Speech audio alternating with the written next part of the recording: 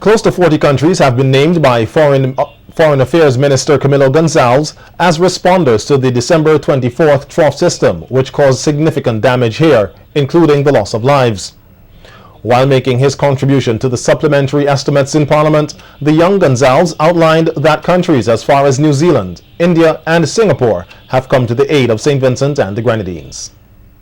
India, Mexico, the United Arab Emirates, Turkey, Morocco, Taiwan, Azerbaijan, Iran, Chile, Singapore, Georgia, the European Union, New Zealand, Kazakhstan, the United States of America, the United Kingdom, and Canada. In addition to those, I would like to thank the member states of the Caribbean community, our brothers and sisters in CARICOM. In addition to cash donations, I want to thank the government and people of Ecuador, of Cuba, of Argentina, and of France, particularly Martinique and Guadeloupe, for the in-kind or relief supplies that they have donated to St. Vincent and the Grenadines in this storm. With the saying, charity begins at home, Gonzalez also thanked numerous local businesses and individuals for getting on board with the relief effort. We had a radiothon that raised almost $200,000, and that is small contributions as small as $5. And the Rise Up concert, which had stars, music stars from all over the Caribbean, has raised over $192,000 that they'll be donating to the Milton Cato Memorial Hospital. I would like to thank, because this is still home, but the Vincentians in the diasporas of New York, the United Kingdom, and Canada in particular. The church charities, companies like Digicel, of course, we've thanked them for the stoves and fridges. We have to thank Rubis for providing gas bottles for those stoves. And we have to thank individuals like Kevin Little, SVG Distillers, Shell Trinidad, Dipcon Engineering, the Mustique Charitable Trust, Jadcliffe Charitable Trust, the Said Foundation. The Ministry of Agriculture has agreed to work with farmers who have lost significant numbers of animals during the December 2013 freak storm to ensure that they benefit from the artificial insemination program. Minister of Agriculture Saboto Caesar made reference to a farmer in North Leeward who lost 15 heads of cattle in the disaster and says what he lost in numbers he can regain through the program. I know that farmers who are into livestock production will know that pedigree animals, it's a whole different ball game when you're taking care of pedigree animals and animals which are not. And we want to ensure we cannot give, we do not have enough funds now to give back in terms of actual numbers. Every single cattle, every single pig that was lost, but with a supporting artificial insemination program, we can see that the recovery efforts can be well on its way. Caesar outlined that the Inter-American Institute for Cooperation on Agriculture, ICA, will be assisting the Ministry of Agriculture with $20,000 US for this project. The focus is clear that it is mainly targeting, it says, to support the revival of vegetable production on small family farm operations, especially those affected by women and youth. The issues of reparations and the development of St. Vincent and the Grenadines are said to be tied to one another. This was expressed in Parliament by Government Senator and head of the National Reparations Committee, Jomo Thomas.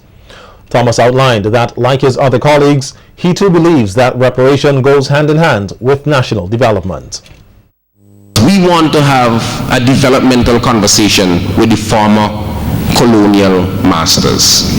And the issue of development is an important conversation to have, and however that manifests itself, when it manifests itself in actual monies that come to us, or assistance which helps to doing the things that we want to get done in St. Vincent and the rest of the Caribbean, I want to stand strongly with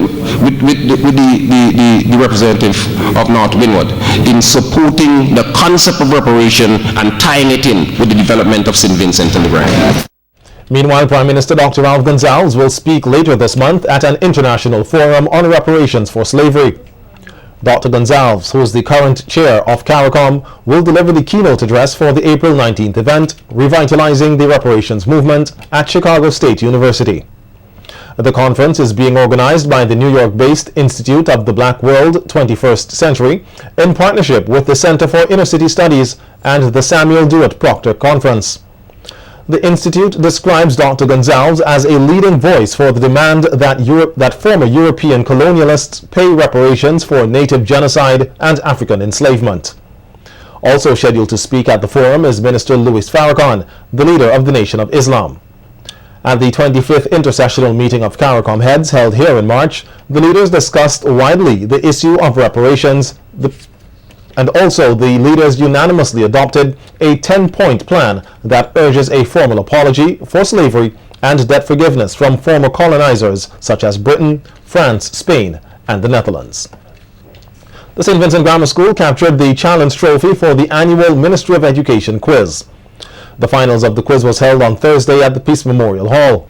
The second position went to the Girls High School, with the St. Joseph's Convent, Kingstown, placing third. Fourth place went to the Petit Bodel Secondary, and the St. Joseph's Convent, Mariquois, rounded out the top 5 positions. The quiz highlighted a number of important aspects of local history, including archaeology, politics, historical sites, and the advancement of science and technology. It catered for students of the lower secondary school and is aimed at fostering greater appreciation for local history. Meanwhile, the Ministry of Education on Tuesday will host the 2014 National Awards Ceremony to recognize and celebrate the outstanding achievement of a number of students.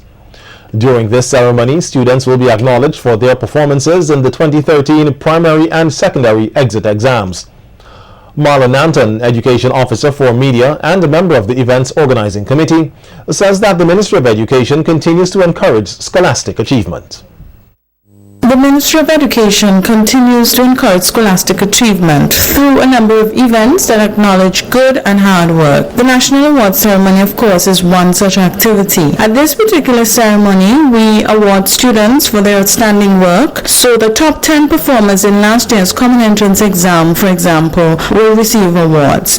There will be other individual awards presented to students who gained 11 or more CSEC subjects, the top performers in each of the various CSEC subject disciplines, and of course the overall top CSEC performer. Every year at the ceremony, we also present awards for commendable performances after remediation. These awards are given to students with success stories, students who were either unsuccessful or scored poorly when they sat the Common Entrance exam, but over time and with remedial help, they improve significantly and perform commendably in their CSEC work. In addition to these individual student awards, a few schools will be recognized. The school with the best CSEC results after remediation, the school with the most improved CSEC results, and the school with the best results overall in the 2013 CSEC exams.